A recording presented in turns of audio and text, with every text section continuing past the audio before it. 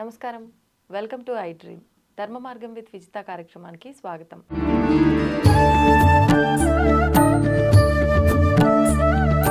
ప్రస్తుతం మనతో పాటు ఉన్నారు ప్రముఖ జ్యోతిష్య వాస్తు పండితులు, లలిత అమ్మవారి ఉపాసకులు శ్రీ శ్రీ శ్రీ నానాజీ పట్నాయక్ గారు. ఇప్పుడు వారితో మాట్లాడదాం. నమస్కారం అండి. శ్రీమాత్రే నమః. కొంతమంది అంటే సాధారణంగా మాట్లాడుకుంటూ ఉంటారు, మనము ఎన్నో సందర్భాల్లో ఎక్స్పీరియన్స్ చేసే ఉంటాం ఈ విషయం. ఏంటంటే ఏదైనా సన్నివేశం జరిగినప్పుడు, అది హ్యాపీ మూమెంట్ కానీ సాడ్ కానీ ఏదైనా, ఇది నాకు ముందే కళ ద్వారా ఇలా అవుతుంది అనిపించింది, లేదు అంటే నాకు ఎందుకో ముందే ఇట్లా నార్మల్గా ఒక ఊహలాగా అనిపించింది ఇది జరిగిపోతుంది అని. అంటే నేను ఏదనుకుంటే అది జరిగిపోతుందా, లేకపోతే జరిగేది నాకు ముందుగానే తెలిసిపోయిందా అనే ఒక ఆలోచన చాలా మందిలో ఉంటుంది, వింటుంటాం ఎక్కువగా. అసలు దీన్ని ఎలా తీసుకోవచ్చు అంటారు? ఇలా అవుతుందంటారా సాధారణంగా? ఇక్కడ ఏం లేదండి, మనకి కొన్ని కాంబినేషన్స్ ఉంటాయి ఆస్ట్రాలజీలో. చంద్రుడు కేతువు, లేదా బుధుడు కేతువు, గురువు రవి, లేదా చంద్రరాశుల్లో ఉండే కేతువు, ఇట్లా కొన్ని స్పిరిచువల్ యోగాలు ప్లస్ ఇంట్యూషన్ యోగాలు అంటారు. ఇంట్యూషన్ యోగం ఉన్నప్పుడు ఏమవుద్దంటే వాళ్ళకి స్వప్న రూపంలో రావడం కానీ, వాళ్ళ మనసుకు తదేకంగా అనిపించడం కానీ, ఇలా జరుగుతుందేమో అనిపించడం కానీ, అదే జరగడం కానీ జరుగుతూ ఉంటాయి. అయితే ఇది ఒక్కొక్కసారి వాళ్ళకి జన్మజాతకంలో 12వ స్థానము, పంచమ స్థానము యాక్టివ్గా ఉండే ఆ మహాదశలు అంతర్దశలు నడిచేటప్పుడు స్వప్న రూపంలో వస్తుంది. లేదా గోచారంలో ఉండే గ్రహాలు ఏదైనా గురువు కానీ లేకపోతే కేతువు కానీ ఆ యొక్క పర్టికులర్ భావాన్ని, ఆ యోగాన్ని యాక్టివ్ చేసినప్పుడు వాళ్ళకి స్ఫురణ వస్తుంది. అది మెయిన్ కారణం. అయితే వీళ్ళకి ఎప్పుడైనా సరే ఆధ్యాత్మిక యోగము అంటారు దీన్ని. ఏది గురుకేతువులు కానీ చంద్రకేతువులు అంటే వీళ్ళు తొందరగా భగవంతుడితో తొందరగా కనెక్ట్ అయిపోతారు, ఓన్ చేసుకోగలుగుతారు, చాలా ఫీల్ అవుతారు. అంటే ఎమోషన్ కనెక్ట్ అవుతుంది. అంటే ఎలా అంటే ఇప్పుడు ఒక తల్లి బిడ్డకి అన్నం తినిపిస్తున్నప్పుడు సొంత బిడ్డకి ఎమోషన్తో పెడుతుంది, కానీ ఎవరో బయట వాళ్ళకి అంత ఎమోషన్తో పెట్టాలని రూల్ లేదు. తన బిడ్డ ఏం కాదుగా, జస్ట్ అది ఒక డ్యూటీలా పెట్టచ్చు. ఆయా పెట్టిన దానికి సొంత తల్లి పెట్టిన దానికి తేడా ఉంటుంది కదా బిడ్డకి. అట్లాగే వీళ్ళు ఏ టెంపుల్కి వెళ్ళినా లేకపోతే దేవతామూర్తిని చూసినా వెంటనే కనెక్ట్ అవుతారు వీళ్ళు. అలా కనెక్ట్ అయ్యే వాళ్ళకి ఎక్కువగా తెలుస్తుంటాయి ఇలాంటివి, ముందుగా జరగబోయేవి. లేదా ఒక్కొక్కసారి ఏమవుతుందంటే వాళ్ళ పర్సనల్ చార్ట్లో ఆ యోగం లేకపోయినా ఆ యోగం కలిగిన మహాదశలు అంతర్దశలు కొంచెం లైట్గా వస్తాయి. వచ్చినప్పుడు ఆ ఒక్కటి రెండు సంఘటనలు మాత్రం వాళ్ళకి అర్థమవుతూ ఉంటుంది. అయితే ఇందులో మరలా మీకు స్వప్నాంజనేయం అని ఉంటుంది. స్వప్నాంజనేయ సాధన అంటారు. స్వప్నాంజనేయ సాధన చేసినప్పుడు కూడా ఆంజనేయ స్వామి కల్లో కనబడి చెప్తారు, నీకు ఇలా జరగబోతుంది రేపు. ఈ సాధన చేసి ఉండే జ్యోతిష్కులు కూడా ఉన్నారు కొంతమంది. వాళ్ళు ఎలా అంటే ఉదయం మనం పోయి ఆ వ్యక్తిని కలిసి వాళ్ళ సమస్య రాసిస్తే సరే రేపు రాండి అంటారు అని రాత్రి మంత్రం చేసుకొని స్వప్నాంజనేయ సాధన చేసి నిద్రపోతారు. నిద్రపోతే తెల్లవారుజామున లేవగానే, అంటే రాత్రి కల్లో కనబడి ఆంజనేయ స్వామి చెప్తారు దీని పరిష్కారం ఇది, ఇట్లా చేసుకోవాలని. తెల్లవారు వచ్చిన తర్వాత బాబు నీ పరిష్కారం ఇది, నువ్వు ఇన్ని వారాలు ఈ రెమెడీ చేయి, లేకపోతే ఇది అవుతుంది లేకపోతే అవ్వదు, నువ్వు ఈ వివాహం అవ్వట్లేదు అని వచ్చావు కదా, లేకపోతే ఇది చేసుకో అని చెప్పి పంపిస్తారు. అది స్వప్నాంజనేయ స్వామి సాధన వల్ల. అవును, స్వప్నాంజనేయ స్వామి సాధన అది. అట్లా చేస్తారు. ఇక మరొక విషయం ఏంటంటే ఇందులోనే కొన్ని నీడని చూసి చేసే సాధన ఉంటుంది. అంటే ఒక దీపాన్ని పెట్టి ఒక మంచం మీద మనిషి కూర్చొని ఆ దీపం కింద వైపు ఉందనుకోండి, ఇలా నీడ పడుతుంది గోడ మీద, ఆ నీడని చూసి కొన్ని మంత్రాలు చదువుతారు. చదివి నిద్రపోయిన తర్వాత నీడకి కూడా ఒక శక్తి ఉంటుందండి. ఎందుకంటే రామాయణంలో మీరు చూడండి, ఆంజనేయ స్వామి వెళ్ళేటప్పుడు తన నీడను పట్టుకుని ఆంజనేయ స్వామి లాగుతుంది. అంటే ఏంటి, నీడకి కూడా సంబంధం ఉంటుంది. అందుకే పెద్ద పెద్ద పీఠాధిపతులు మఠాధిపతులు వాళ్ళు తిరిగేటప్పుడు వాళ్ళ నీడను కూడా తొక్కరు వాళ్ళు. అంటే మన నీడతో కూడా సంబంధం ఉంటుంది, మన వస్త్రంతో కూడా సంబంధం ఉంటుంది, మన గోర్లతో కూడా సంబంధం ఉంటుంది, వెంట్రుకలతో కూడా సంబంధం ఉంటుంది.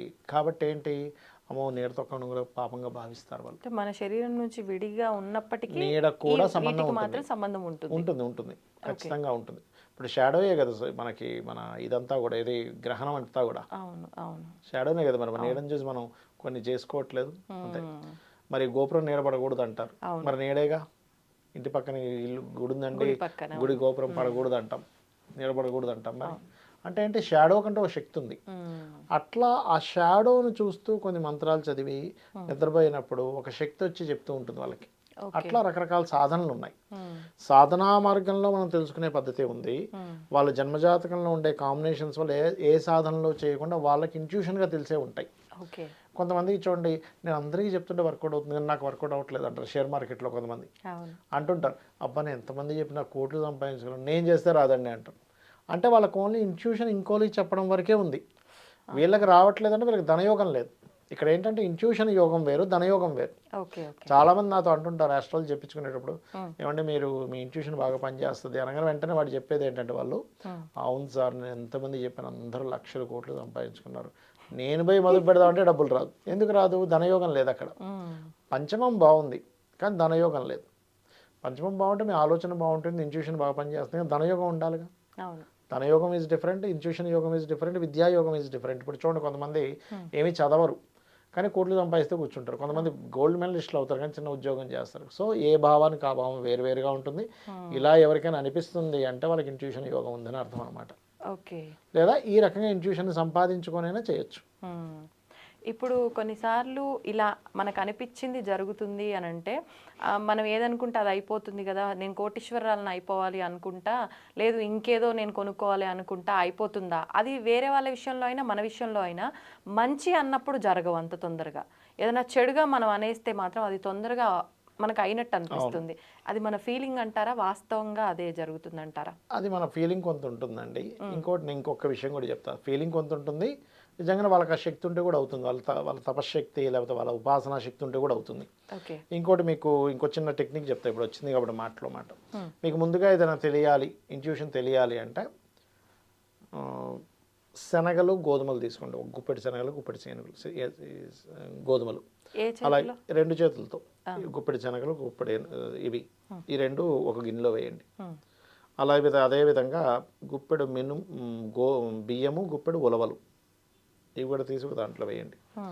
అదేవిధంగా పెసలు గుప్పెడు తీసి కలపండి, అన్నిటినీ కలపండి. కలిపి దాని మీద ఒక గిన్నెలా పెట్టుకొని ఆ గిన్నె మీద ఒక బిల్వపత్రం ఉంటుంది. బిల్వపత్రాన్ని పెట్టి అలా పెట్టి గణపతిని కానీ, అమ్మవారి మంత్రం కానీ, లేకపోతే సూర్యుడిని కానీ, గురు మంత్రం, లేకపోతే ఓం గురు దేవతాయ నమః అనుకొని కానీ, లేకపోతే ఓం దత్తాత్రేయాయ నమః అని కానీ అలా రోజు అలా చేయబెట్టి అలా జపం చేస్తూ ఉండండి రోజు. కొన్ని రోజులకి ఏమవుతుందంటే మీకు ఇన్ట్యూషన్స్ అర్థమవుతూ ఉంటాయి. అది ఇన్ట్యూషన్ క్రియేట్ చేసుకునే అదొక పద్ధతి. అంటే ముందుగా జరగబోయేది మీకు తెలుస్తూ ఉంటుంది. మీకు అనిపిస్తుంది మనసులో, ఇప్పుడు సాయంత్రం వర్షం పడేలా ఉందంటే వర్షం పడుతుంది. లేదు ఇక్కడికి వెళ్తే చాలా డేంజర్ ఉండేటట్టుంది, ప్రాబ్లం అయ్యేటట్టుంది అనగా వెళ్ళకపోవడం మంచిదని తర్వాత తెలుస్తుంది. వెళ్ళకపోవడం మంచిదని మీరని తెలుస్తుంది. అది ఇన్ట్యూషన్ యాక్టివ్ చేసుకునే పద్ధతి అది. ఆ తర్వాత జపం అయిపోయిన తర్వాత వాటిని తీసుకెళ్ళి ఏదైనా పక్షులకో వాటికో వేసేసేయండి. అంతే.